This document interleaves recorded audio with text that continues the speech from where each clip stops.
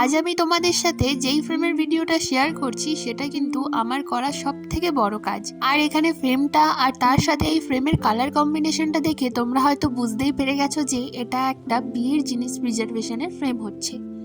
এই ফ্রেমটা কিন্তু ছিল অনেকটাই বড়, 28 বাই 30 ইঞ্চি, 2 ফুটের থেকেও বেশি বড় ফ্রেম। তাই প্রত্যেকটা জিনিস ঠিক মতন করে কাস্টমাইজ করিয়ে ফটো বার করতে, জিনিসগুলো অর্ডার দিতে, এই সব কিছু মিলিয়ে আর তার সাথে যেহেতু আমার এক্সাম চলছিল তাই জন্যে আমার জিনিসটা দিতে একটু লেট হয়েছিল। আমি অর্ডারটা পেয়েছিলাম প্রায় সেপ্টেম্বরের দিকে, কিন্তু আমি ডেলিভারিটা দিয়েছি জানুয়ারি মাসে।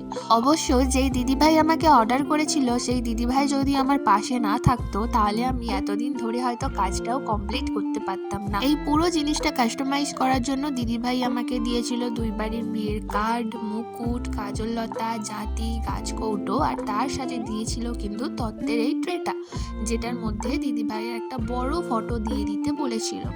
আর 2 বাড়ির বিয়ের কার্ডটার মধ্যে একটা বিয়ের কার্ড এতটাই সুন্দর, যেটা দেখলে তোমরা বুঝতেই পারবে যে আগেকার যুগের মানুষ বা রাজা মহারাজাদেরকে যেরকম পত্র পাঠানো হতো ঠিক তেমনই কিন্তু ছিল বিয়ের কার্ডটা। আর প্রথমত এই পুরো কাস্টমাইজটা করার পর ফ্রেমটাকে চাগানো আমার জন্য ইম্পসিবল ছিল। আমি অনেক কষ্টে এই ফ্রেমটাকে আমাদের ছাদে তুলে, আর যেই দিদিভাই অর্ডার করেছিল যেহেতু তার বাড়ি আমার কাছাকাছি, তো দিদিভাই আমাকে বলে দিয়েছিল যে তুমি কোনো রকম ভাবে ডেলিভারি দিয়ে দিও।